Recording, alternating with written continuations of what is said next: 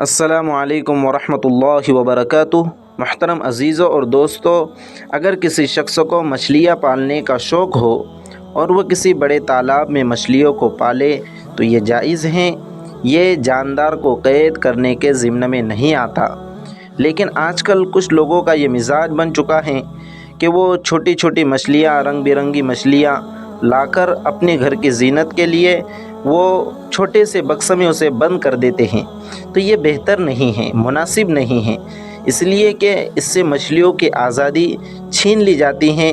وہ آزادی کے ساتھ گھوم پھر نہیں سکتی، ایک چھوٹی سی دنیا کے اندر وہ قید ہو کر رہ جاتی ہیں۔ یہ شریعت کے مزاج کے خلاف ہے۔